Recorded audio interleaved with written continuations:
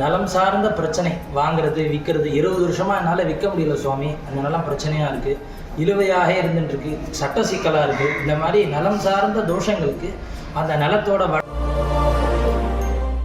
Hi friends and family, ஆன்மீக நண்பர்கள் எல்லாருக்கும் ஒரு மிகப்பெரிய வணக்கங்க. இன்றைக்கி நம்ம எங்கே இருக்குன்னு பார்த்தீங்கன்னா திருச்சி மாவட்டம் மண்ணச்சநல்லூர் ஊரில் உள்ள அருள்மிகு பூமிநாதர் சிவன் ஆலயத்தில் தான் இருக்கும். இந்த கோயிலை பற்றி ஆல்ரெடி நான் வீடியோ போட்டிருப்பேங்க, அதுக்கு லிங்க் நான் கீழே கொடுக்குறேன். பார்க்காதவங்க கண்டிப்பாக போய் பாருங்கள். நிலம் தொடர்பான அனைத்து பிரச்சனைகளுக்கும் வழிபட வேண்டிய ஒரு கோயிலுங்க. இதில் வந்து பார்த்தீங்கன்னா புதிதாக நிலம் வாங்கணும், அந்த நிலம் வாங்கி நான் வீடு கட்டிக்கிட்டு இருக்கேன், ஆனால் சில தடங்கல்கள் ஏற்படுது, இல்லை ரொம்ப கஷ்டமாக இருக்குது, என்ன பிரச்சனை ஏற்படுதுன்னு சொல்லிட்டு தெரில அப்படின்னு சொல்லிட்டு நீண்ட காலமாக வந்து பார்த்திங்கன்னா நிலம் இழுப்பறையில் இருக்குது, வீடு கட்டவே முடியலன்னு வருத்தப்படுறவங்க எல்லாமே இந்த கோவிலுக்கு போயிட்டு இவங்க சொல்கிற பரிகாரத்தை ஒரு முறை செஞ்சு பாருங்கள். உங்களுக்கு வாழ்க்கையில் மட்டும் இல்லைங்க, வேறு எந்த ஒரு நில பிரச்சனையும் ஏற்படாதுங்க.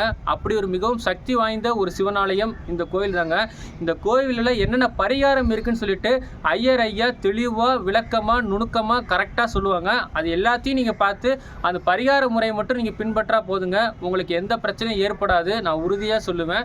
இந்த கோயிலை பற்றி ஃபுல் வீடியோ நான் ஆல்ரெடி போட்டிருக்கேங்க, நான் டிஸ்கிரிப்ஷனில் லிங்க் கொடுக்குறேன், அதை கண்டிப்பாக போய் பாருங்கள். சரிங்களா? இந்த கோயிலோட பரிகாரங்கள் வழிபாடுகளை பற்றி மட்டும் ஐயா மிக தெளிவாக சொல்லுவாங்க, அதை மிக கவனமாக நுணுக்கமாக கேளுங்க. சரிங்களா? வாங்க வீடியோக்குள்ளே போகலாம்.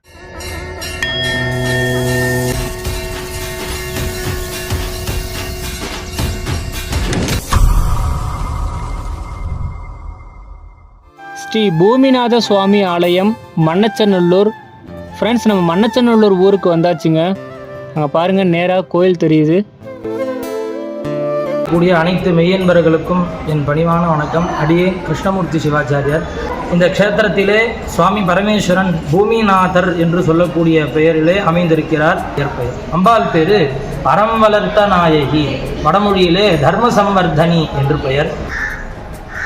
வணக்கம் வணக்கம். இப்போ வந்து நம்ம ஐயத்தை கேட்டு தெரிஞ்சுக்கலாம். நம்ம பூமியில் உள்ள என்ன பிரச்சனையாக இருந்தாலும் ஐயத்தை நம்ம கேட்டு தெரிஞ்சுக்கலாம். இப்போதைக்கு நம்ம வந்து வீடு தட்டணுங்கிறது கேள்வியில் இருப்போம். இப்போ ஐயத்தை கேட்டு தெரிஞ்சுக்கலாம், இந்த சேத்திரத்தில் வந்து என்ன பண்ணால் வீடு தட்டலாம் அப்படின்ட்டு ஐயாட்ட கேட்கலாம். வணக்கம் வணக்கம்.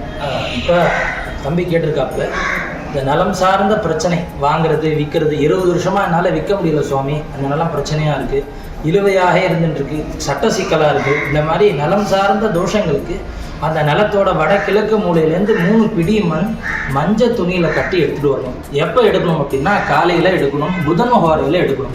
அந்த புதன் ஆதிக்கம் தரக்கூடியதான தன்மை நம்ம க்ஷேத்திரத்தில் இருக்குது. அதனால் அந்த புதன்கிழமை காலை 6 to 7 அல்லது ஒவ்வொரு நாளுமே புதன் ஹோரை வரும். அந்த புதன் ஹோரையில் இந்த 3 பிடி மண் அந்த இடத்தோட வடகிழக்கு மூலையிலேருந்து எடுத்துன்னு வந்து மஞ்சள் துணியில் கட்டி நேராக திருவடியில் வச்சு பூஜை பண்ணி தருவோம். அந்த பூஜை பண்ண மண்ணை எடுத்து நீங்கள் எந்த இடத்துல எடுத்தீங்களோ அந்த இடத்தோட வடகிழக்கு அந்த எடுத்த இடத்துல மண்ணை கொட்டணும். காலை பிரம்ம முகூர்த்த காலத்தில் மண்ணை எல்லா மண்ணையும் குழி பறித்து கொட்டணும். பிறகு எலும்புச்சை பழத்தை 2ஆ அரிஞ்சு குங்குமத்தில் துவைச்சி புழிஞ்சு அதே குழிக்குள்ளே போடணும். குழியை மூடிட்டு ஒரு கற்பூரத்தை அது மேலே ஏற்றணும். இதே மஞ்சள் துணியில் 5 ரூபாய் காயினை முடிஞ்சு பூஜை அறையில் வச்சுக்கணும். என்னைக்கு காரியம் வெற்றி அடையுதோ அன்றைக்கி அந்த முடியை கொண்டு வந்து சிவபெருமான்கிட்ட கொடுத்து நன்றி கடன் பூஜையை செஞ்சு பூஜையை முடிச்சுக்கணும். இதுதான் நலம் சார்ந்த பிரச்சனைகளுக்கும் இழுவையில் இருக்கிறதுக்கும் சொத்து பிரச்சனைகளுக்கும் அனைத்து விதமான பிரச்சனைகளுக்குமே இந்த கோவிலோட சம்பிரதாய வழிபாடாக கருதப்படுகிறது. இப்போ மண் எடுத்துலன்னா புதன் உரையில் மட்டுமா எடுக்கணும், இல்லை வேறு ஏதாச்சும் ஒரு உரையில் எடுக்கலாமா, இல்லை எந்த நாளில் வரணும் அப்படின்னு நம்ம ஏதாச்சும் இருக்கு. என்னன்னா, இப்போ நலம் சார்ந்த தோஷங்களுக்கு முக்கியமாக இந்த பெண்களுக்கு ஆதிக்கம். இப்போ ஒரு வீடு இருக்குது அப்படின்னா அந்த வீட்டு பிரச்சனைகளுக்கு எல்லாமே அந்த பெண் தான் நம்ம முக்கியமாக கருதப்படணும். ஒரு கிரகப்பிரவேசம் பண்ணுறோமோ இந்த நலம் சார்ந்த அந்த வீடு சார்ந்த தோஷங்களுக்கு அந்த பெண்ணோட நட்சத்திரம் வரலாம். ஒரு பெண்களுக்கு இப்போ உதாரணத்துக்கு திருவாதிரை நட்சத்திரம் அந்த வீட்டோட பெண் இருக்காங்க அப்படின்னா அந்த திருவாதிரை நட்சத்திரத்தில் எடுத்துகிட்டு வரலாம், அல்லது என்னைக்கு வேணாலும் வரலாம். அதனால் 7 நாளுமே வரலாம். இன்னும் எனக்கு விசேஷமாக வழிபாடு செய்யணும்னா அந்த வீட்டோட பெண் நட்சத்திரத்திலையோ அல்லது வீட்டோட தாயார் நட்சத்திரம் பெண் சார்ந்த எந்த விதமான நட்சத்திரத்திலையும் மண்ணை கொண்டு வரலாம். இது ஒன்று. இரண்டாவது, ஹோரையில் எந்த ஹோரை எடுக்கணும்னா முதல்ல புதன் ஹோரை, இரண்டாவது குரு ஹோரை, மூன்றாவது செவ்வாய் ஹோரை, இந்த அங்காரக ஹோரை, இந்த 3 ஹோரையில் எடுத்துகிட்டு வரலாம். அல்லது இது எதுவுமே எனக்கு புரியல சுவாமி, சந்தேகமாக இருக்குது அப்படின்னா காலை 4 to 6 எடுத்துகிட்டு வரலாம். இது பிரம்ம முகூர்த்த காலம் அப்படின்னு பேர். அந்த காலத்தில் எந்த விதமான கணக்குமே அந்த கெட்ட எண்ணம், ராகு காலம், யமகண்டம் இந்த மாதிரி எந்த விதமான சந்தேகமே இருக்காது. அதனால் பிரம்ம முகூர்த்த காலத்திலையும் எடுத்துகிட்டு வரலாம். இதுதான் இந்த பதிலுக்கான விடை. அதே மாதிரி அமாவாசைக்கு வரலாம், பௌர்ணமிக்கு வரலாம், வாஸ்து நாளில் வரலாம்னு சொல்கிறாங்க. அது அப்படி வரலாம்? கண்டிப்பா. வாஸ்து நாள் அப்படிங்கிறது வாஸ்து புருஷன் என்ற ஒரு தேவத்தை எழுந்திருக்கிற நாள். இந்த வாஸ்து பெருமான் இன்னைக்கு நித்திரையிலேருந்து எழுந்துட்டு வெளியில வர நாள். அந்த நாள்லையும் ஆராதனை செய்யறதான வழிபாடு உண்டு.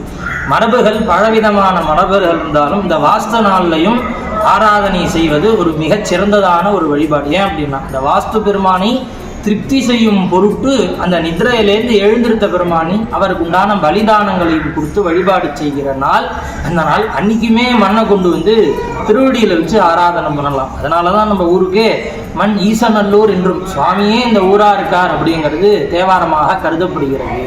அதனால வாஸ்து நாளும் அமாவாசை போன்ற அனத்தியன நாள் என்று சொல்லக்கூடியதான வகையிலே இந்த பஞ்ச பருவாக்க நாளிலுமே அமாவாசையும் சரி, பௌர்ணமியும் சரி, பிரதமையும் சரி, அஷ்டமியும் சரி, இந்த எல்லா நாளையுமே ஆராதனை செய்யலாம். அதில் எந்த விதமான சந்தேகமும் இல்லை அப்படிங்கிறத முக்கியமாக தெரிஞ்சுக்கணும். கரிநாளாக இருக்கே சுவாமி, அமாவாசை இருக்கே சுவாமி அப்படிங்கிறதுல எந்த விதமான சந்தேகமே வேண்டாம்.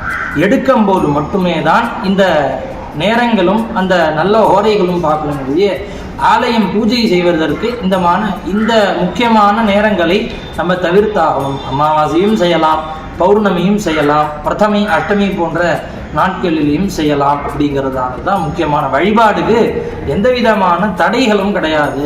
இது எளிமையான ஒரு வழிபாடு தான். அனைத்து நாட்களுமே கரிநாள் அல்லது யமகண்டம் ராகு காலம் போன்ற நாட்களை தவிர்த்து மற்ற அனைத்து நாட்களிலுமே ஆராதனை செய்வது ஆகச்சிறந்ததாக கருதப்படுகிறது. அதே மாதிரி ஐயா, இப்போ நிலம் வாங்கணும், புதுசாக நிலம் வாங்கணும், அதுக்கு என்ன பரிகாரம் பண்ணால் நம்ம சுவாமிகிட்ட ஜெயமாம்?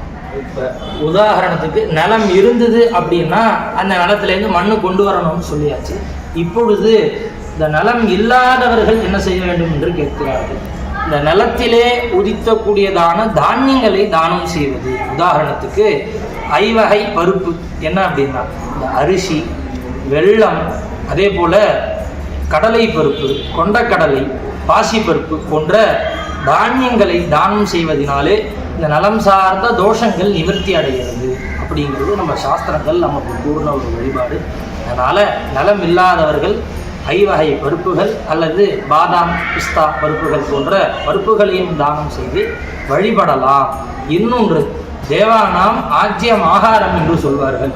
தேவர்களுக்கு எல்லாமே ஆஜ்யம் நெய் அப்படிங்கிறது சுத்த பசு நெய்யை தானம் செய்து வழிபட்டால் அந்த நலம் சார்ந்த தோஷங்களும் நிவர்த்தி ஆகும் என்று இந்த கோவிலிலே ஆகச்சிறந்த சம்பிரதாய வழிபாடாக கருதப்படுகிறது. அதனால் ஆர்கேஜியாக இருந்தாலும் சரி, இல்லை என்ன விதமான பசு நெய்யாக இருந்தாலும் சரி, சுத்தமான நெய்யை தானம் செய்து வழிபடுறதும் இந்த நலம் சார்ந்த தோஷங்களை நிவர்த்தி செய்யக்கூடியதான வழிபாடாக கருதப்படுகிறது. ஐயா, இப்போது நம்ம கோயிலில் தீபாவளி இது மாதிரி பல ஃபங்க்ஷன் வந்தால் நம்ம கோயிலில் சிறப்பு பூஜை இருக்கா? இல்லை கண்டிப்பாக இந்த தீபாவளி அன்று ஆலயத்திலே அனைத்து தேவதைகளும் சிறப்பாக இந்த மணச்சநல்லூர் சிவாலயத்திலே அனைத்து தேவர்களுக்குமே சிறப்பு அபிஷேகமாக தீபாவளி அன்று நரகாசுரன் என்ற அசுரனை கிருஷ்ணர் வதம் செய்த நாள் அன்று நரக சதுர்தசி என்று சாஸ்திரத்திலே கூறுவார்கள். அந்த நரக சதுர்தசி அன்று அந்த யமதர்மனை கூப்பிட்டு அவருக்கு உண்டான தர்ப்பணங்கள் செய்து வழிபடலாம் என்று முன்னோர்கள் நமக்கு கொடுத்திருக்கிறார். அல்லது மிகச் சிறந்ததான 2 க்ஷேத்திரங்கள், ஸ்ரீ வாஞ்சியம் என்று சொல்லக்கூடியதான ஒரு க்ஷேத்திரம், திருப்பைநீலி என்று 2 க்ஷேத்திரத்திலையுமே யமதர்மரை என்று வழிபட்டால் பித்ரு தோஷங்களும் பித்ரு கடன்களும் நீங்கும். யமதர்மராஜை சேவித்து அதற்குண்டான எள்ளு சாதமும் தர்ப்பணங்களும் செய்து அந்த நரக சதுர்தசி என்று வழிபடலாம். இந்த க்ஷேத்திரத்திலே அந்த நரக சதுர்தசி என்று சொல்லக்கூடியதான அந்த தீபாவளி அன்று நம்ம க்ஷேத்திரத்திலே 4 கால பூஜை மட்டும் அல்லாமல் சிறப்பான 5ஆம் காலமாக நரக தீபாவளி அன்று வழிபாடு காலையிலே சிறப்பு அபிஷேக ஆராதனை செய்து சிவனை பூஜித்து வருவதால் பித்திருக்கடங்கள் நீங்கும் என்று ஒரு மரபு உண்டு. அந்த மரபிற்கு இணங்க இந்த தீபாவளி அன்று அனைத்து பெருமான்களுக்கும் அபிஷேக ஆராதனையும் புது வஸ்திர சமர்ப்பணம். அந்த தீபாவளி அன்று ஊனமற்றவர்கள் அல்லது அந்த எல்லா விதமான வியாதியை உடையவர்கள் இவர்களுக்கு எல்லாமே வஸ்திரதானமும் அன்னதானமும் செய்வதனாலேயே பூர்வ ஜென்ம புண்ணியங்கள் நமக்கு பெருகும் என்று ஒரு முறை உண்டு. அதனாலேயே ஊனமற்றவர்கள் அல்லது வாய் பேச முடியாதவர்கள், கண் தெரியாதவர்களுக்கு வஸ்திரம் சமர்ப்பணம், அன்னதானம் போன்ற தானங்களை செய்து வழிபடலாம். இது ரொம்ப சிறந்ததான ஒரு பன்மையை உடையது. அறத்தை நிலைநாட்டியவள் என்று பொருள். 33 அறங்களை நிலைநாட்டிய சக்தி நம்ம அறம் வளர்த்தனாகி. கீழே ஸ்ரீ சக்கரம் என்று சொல்லக்கூடிய வகையிலே சாக்தபுரமாக இருக்கக்கூடியதான அந்த மேருகா மகாமேரு என்று பரமேஸ்வரனால் பூஜிக்கப்பட்ட இந்த மகாமேருவை அம்பாளுக்கு கீழே பிரதிஷ்டை பண்ணி ஆராதனைப்படுறோம். எல்லா விதமான சௌபாகியங்களும் தரக்கூடியதான அந்த மகாமேருவை கீழே அம்பாள் சன்னிதானத்தில் பிரதிஷ்டை பண்ணி வாரம் வெள்ளிக்கிழமை என்று கல்யாணமாகாதவர்கள் அந்த அம்பாளுக்கு குத்துவிளக்கு பூஜையும் மாங்கல்யமும் குங்குமம் வேண்டி திருவடியிலே விண்ணப்பித்தால் கல்யாணமாகாதவர்கள் துரிதமாக கல்யாணமாகும் என்று பரிகாரங்கள் நமக்கு கூறப்பட்டிருக்கு. அப்படிப்பட்டதான மகோன்னதமான வழிபாடு. அதே மாதிரி நம்ம சூரசம்சாரம் விழா நமக்கு முருகருக்கு கிடைக்கும்.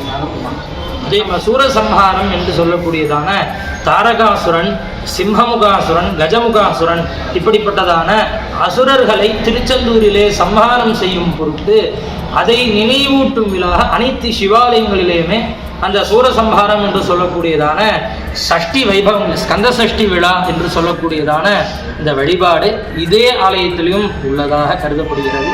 அந்த நாளிலே 6 நாட்களும் சுப்பிரமணியனை வழிபட்டால் புத்திர சந்தானம் ஏற்படும் என்ற ஒரு மகோன்னதமான ஒரு வழிபாடு. குழந்தை இல்லாதவர்கள் இந்த சூரசம்ஹாரம் 6 நாட்களிலும் பூர்ண விரதமாகவும் அல்லது பழம் பால் இத்தனை பருகி வழிபட்டாலும் குழந்தை இல்லாதவர்கள் இந்த 6 நாட்களையும் சுப்பிரமணிய பெருமானை வழிபடுவதால் புத்திர சந்தானம் ஏற்படும் என்று பலவிதமான முன்னோர்கள் சொல்லக்கூடிய வகையிலே நமக்கு சான்றுகளும் வழிபாட்டு முறைகளும் மரபு சார்ந்த வழிபாடுகளுமே நமக்கு இருக்கிறது. அதனால் ஸ்கந்த சஷ்டி சூரசம்ஹாரனை வதம் செய்வதால் நமக்கு ஆணவாதி மலங்களும் அழியும், நமக்குள்ளே உள்ள கர்வங்களும் போகும், காம குரோத லோப மோக மத மாத்சரியம் என்று சொல்லக்கூடிய வகையிலே இந்த 6 விதமான உபாதைகளும் நிவர்த்தியாகும். இந்த சுப்பிரமணிய பெருமானை வழிபடுவதால் அனைத்து விதமான காரியங்களும் கைகூடும். இதனால் ஸ்கந்த சஷ்டி விழாவில் சுப்பிரமணியை வழிபடுவது ரொம்ப சிறந்ததானது. நம்ம மார்கழி மாதத்துல நம்ம கஷேத்திரத்துல ஏதாச்சும் ஃபங்க்ஷன் உண்டுங்களா? மார்கழி மாதம் ரொம்ப சிறந்ததான மாதம். மார்கசீர்ஷே கிருத்தம் புரோக்தம் அப்படின்னு அந்த நெய் தானம் செய்யக்கூடியதான ஒரு மாதம். அதே போல கிருத்த கம்பளம் என்று சொல்லக்கூடியதிலே இந்த மாச பூஜைகளிலே இந்த மார்கழி மாதத்திலே நெய்யும் கம்பளியும் சார்த்தி ஒரு வழிபாடு செய்வார்கள். அது ரொம்ப சிறந்தது. 2வதான மார்கழி மாதம் முதல் ஞாயிற்றுக்கிழமை இந்த ஆலயத்திலே ஏகாதச மகாருத்ர யாகம் என்று வழிபாடு செய்வார்கள். இந்த ஏகாதச ருத்ரம் மகாதேவன், சிவன், ருத்ரன், சங்கரன், நீலலோகிதன், ஈசானன், விஜயன், பீமன், தேவதேவன், பவோத்பவன், கபாலீசன் என்று சொல்லக்கூடிய வகையிலே 11 ருத்ரங்களை பூஜை செய்து 11 சிவாச்சாரிய பிருந்துகளை கொண்டு 11 ஆவர்த்தி ருத்ர ஜபம், ஸ்ரீருத்ரம் என்று சொல்லக்கூடிய வகையிலே எதிர்வேதத்திலே ரொம்ப முக்கியமான பாகத்திலே இருக்கக்கூடியதான இந்த ஸ்ரீருத்ர யாகங்களை 11 சிவாச்சாரியர்களை கொண்டு இந்த ருத்ரயாகமானது மிகச் சிறப்பாக ஏறத்தாழ ஒரு 1 லட்சம் குறைந்ததான மக்கள் இந்த பெருமானை சேவித்து அந்த ருத்ரயாகத்தை கண்டுகளித்து மிக ஆனந்தத்தை பெறுவார்கள். அப்படிப்பட்டதான இந்த மார்கழி மாதம் முதல் ஞாயிற்றுக்கிழமை அன்று இந்த ருத்ரயாகமானது மிகவும் சீரும் சிறப்புமாக இதே ஆலயத்திலே நடைபெறும். இதுதான் இந்த மார்கழி மாதத்தில் உள்ள முதல் ஞாயிற்றுக்கிழமைக்குண்டான ருத்ரயாகத்தின் வழிபாடு. அது மட்டும் இல்லாமல் இப்பொழுது நம்ம ஆலயத்திலே புனராவர்த்தன ஜீரணோத்தாரணம் என்று சொல்லக்கூடிய வகையிலே மறுபடியும் இந்த கோவிலிலே செப்பனிட்டு புனரமைத்து இந்த கோவிலிலே இப்போ பாலாலயம் என்று சொல்லக்கூடிய வகையிலே அனைத்து தேவர்களையுமே கலை இறக்கி ஒரு மண்டபத்திலே வச்சுருக்கோம். எதற்காக அப்படின்னா இன்னும் சிறு வருஷங்களிலேயோ அல்லது சிறு மாதங்களிலேயோ சுவாமியானது கும்பாபிஷேகம் என்று சொல்லக்கூடிய வகையிலே சிவபெருமானுக்கு 22 ஆண்டுகளுக்கு பிறகு கும்பாபிஷேகம் நடைபெற உள்ளது. அதனால் அனைத்து மக்களும் இந்த ஆலயத்தை கும்பாபிஷேகத்திற்கு முன்பாக சிவபெருமானை வழிபட்டு கும்பாபிஷேகத்துக்கு உண்டான பொருள் உதவியும் தன உதவியும் செய்து இந்த பெருமானை பரிபூர்ண அனுகிரகத்தை பெறுமாறு, பூமிநாதரின் அனுகிரகத்தை பெறுமாறு பிரார்த்தித்து இந்த உரையை முடித்துக் கொள்கிறேன். ஓம் நம சிவாய. ஃப்ரெண்ட்ஸ், இதோட வீடியோ முடிச்சுக்கலாங்க. சரிங்களா? இந்த கோயிலுக்கு வந்தது எனக்கு ரொம்ப மனநிறைவாக இருக்குன்னு சொல்லணும். சரிங்களா? கோயிலோட வரலாறு என்ன, கோயிலோட சிறப்புகள் என்ன, அப்படின்னு சொல்லிட்டு ஐயா சொன்னாங்க. சரிங்களா, கண்டிப்பாக இந்த கோயிலுக்கு வாங்க.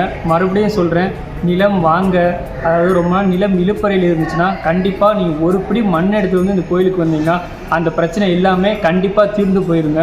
ஏன்னா மிகப்பெரிய ஒரு சிறப்பம்சம் இந்த கோயில் இருக்குது. நான் இத்தனை நாள் நான் திருச்சியில் இருந்தேன் தான், எனக்கே வந்து பார்த்திங்கன்னா என் நண்பர்கள் சொல்லி தான் இந்த கோயிலுக்கு வந்தேன். கண்டிப்பாக நீங்கள் ஒரு முறை இந்த கோயிலுக்கு வாங்க, உங்கள் பிரச்சனை எல்லாமே தீர்ந்து போயிருங்க. சரிங்களா, கண்டிப்பாக ஐயா பேசுனதை பொறுமையாக எல்லாமே ஸ்கிப் பண்ணாமல் பாருங்கள். ஏன்னா அவ்வளோ அற்புதங்கள் இருக்குது, அவ்வளோ சிறப்புகள் இருக்குது. ஏன்னா இந்த கோயில் வந்து பார்த்திங்கன்னா ஒரு மிகப்பெரிய ஒரு ஸ்தலம் தான் சொல்லணும். கண்டிப்பாக திருச்சியிலே ஒரு மிக மிக மிக முக்கியமான ஒரு சிவன் ஸ்தலம். சரி, கண்டிப்பாக எல்லாமே இந்த கோயிலுக்கு வாங்க. இதோட வீடியோ முடிச்சுக்கலாம். சரிங்களா, வீடியோ முடிச்சுக்கலாம். பாய் பாய் பாய்.